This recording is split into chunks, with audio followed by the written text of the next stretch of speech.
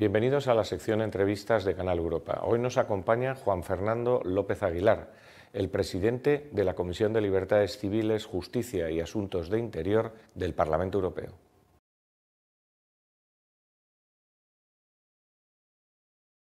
Bueno, en primer lugar, muchísimas gracias por atender nuestra llamada. Me gustaría empezar preguntando, como estamos haciendo con casi todos los entrevistados, ¿cómo evalúa la actuación de las instituciones europeas a lo largo de este año ya largo, año y pico de pandemia? Ante todo, un saludo muy cordial desde Bruselas y gracias por la oportunidad. La Unión Europea ha aprendido, afortunadamente, de la pésima experiencia que fue su nefasta gestión muy abyecta de la gran recesión y la crisis de la deuda soberana. Y no ha repetido ese patrón de respuesta ante este corolario de la sucesión de crisis que se ha ido encadenando en lo que sería la secuencia más dura que ha acuciado a la construcción europea en toda su historia, desde la entrada en vigor del Tratado de Lisboa con la Carta de Derechos Fundamentales de la Unión Europea, que es seguramente el momento en que la Unión Europea expresa mayor ambición y, por tanto, más doloroso ha sido el contraste entre su promesa y su comportamiento. En esta ocasión, la Unión Europea ha decidido hacer lo correcto, un presupuesto contracíclico, por primera vez al alza en 10 años, un marco financiero plurianual muy ambicioso, que además incorpora por primera vez en toda su historia una deuda federal, es un paso de gigante, de carácter claramente federal, una operación de endeudamiento que ha recibido el nombre de Next Generation EU por 750.000 millones de euros, del que pende lo que en España conocemos como el Plan de Recuperación y Resiliencia, el Recovery Plan, que esperamos como agua de mayo, claro. porque las empresas, los trabajadores y las expectativas, en definitiva, de recuperación del enorme zarpazo brutal, la vuelta de tuerca de exasperación de las desigualdades que ha supuesto la pandemia del COVID, lo exige. Pero a partir de ahí hemos sido muy exigentes también en lo relativo a la unidad de la estrategia en el frente sanitario. No solamente a la hora de negociar contratos ventajosos con las grandes empresas farmacéuticas, sino de incorporar esa pauta europea de distribución,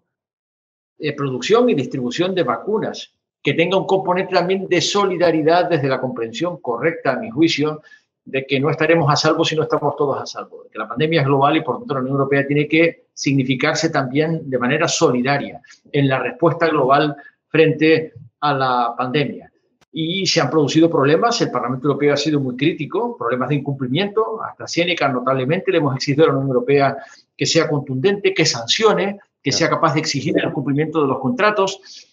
Se han producido muchos problemas de recorrido y el último punto que me gustaría comentar es que el Parlamento Europeo ha sido muy exigente a la hora de pedirle a la Unión Europea que se ponga al timón para restaurar Schengen y la libre circulación, que es el activo más preciado de la construcción europea, que ha estado muy mal herido como consecuencia de la acumulación de medidas de emergencia impuestas por los Estados miembros. Un zafarrancho que ha hecho mucho daño a la credibilidad de la Unión en la medida en que ha suspendido la libre circulación.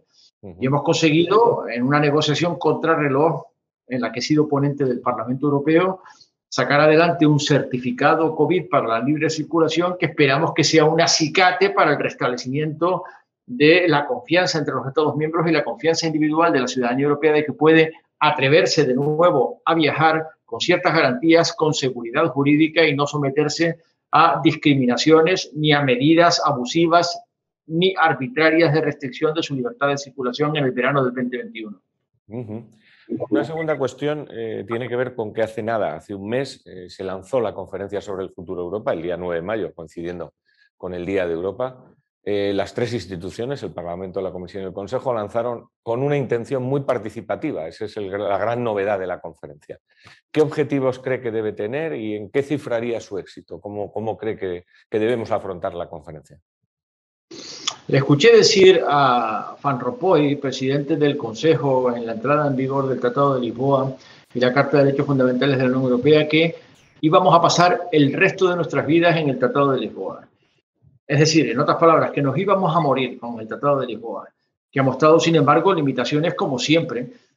Los tratados, cuando se les somete a la prueba de la experiencia, hay un exceso de reglas de unanimidad, hay necesidad de un relanzamiento de la ambición federal de la Unión Europea, hay una necesidad de reforzar, de continuar reforzando la participación ciudadana y el relieve que el Parlamento Europeo ha adquirido precisamente desde la entrada en vigor del Tratado de Lisboa, siendo más parlamento que nunca y más legislador que nunca, y todas esas cuestiones fueron objeto de conversación con la presidenta von der Leyen en el debate de investidura. Ella asumió el compromiso de una conferencia sobre el futuro de Europa, de lanzarla, de ponerla en marcha, y lógicamente ese compromiso quedó retrasado como prácticamente todo como consecuencia de la emergencia del COVID, pero finalmente con un año de retraso se ha puesto en marcha y se ha puesto en marcha con una plataforma digital que es la razonablemente adecuada a las condiciones en las que todavía estamos haciendo nuestro trabajo. Pero esa plataforma digital es una plataforma abierta que contempla paneles de participación ciudadana en el escalón europeo y en el escalón de los Estados miembros. Y está diseñada para no repetir tampoco las inercias que ya hemos experimentado en el pasado, sino para ensayar algo nuevo, lo que se ha denominado una aproximación bottom-up, de abajo hacia arriba, en la que los mensajes fluyan a través de una serie de filtros escalonados que van emitiendo las formulaciones y las propuestas que finalmente acabarán devengando, sin duda ninguna, en una reforma de las instituciones, en la que el Parlamento Europeo quiere, lógicamente, de nuevo salir reforzado. El Parlamento Europeo no tiene ningún déficit de legitimación democrática, es la única institución europea directamente electiva, la única directamente dimanante del sufragio universal directo de 450 millones de europeos en los 27 Estados miembros. No tiene ninguna limitación ni tampoco padece ningún déficit de funcionalidad parlamentaria. Controlamos a la Comisión, de hecho lo hacemos de forma más efectiva que muchos parlamentos nacionales. La prueba está en que podemos tumbar a comisarios antes de que ocupen el cargo, a candidatos a comisarios, cosa que en los parlamentos nacionales no se puede hacer. Los ministros dependen exclusivamente de la confianza del primer ministro o presidente del gobierno, nunca del Parlamento. Aquí, en cambio, sí tenemos ese poder, tenemos la última palabra sobre tratados internacionales, pero queremos reforzar nuestra iniciativa parlamentaria, queremos reforzar el tipo de control parlamentario que ejercemos sobre la Comisión y sobre el Consejo. En definitiva, hay todo un conjunto de cuestiones que están pendientes de una gran conversación de alcance paneuropeo y creemos que la conferencia sobre el futuro de Europa puede brindar ese contexto y ojalá consigamos lo que podemos llamar reach out to the public, consigamos esa conexión con la ciudadanía que permita vehicular los mensajes hacia arriba, porque ese es el diseño de la conferencia.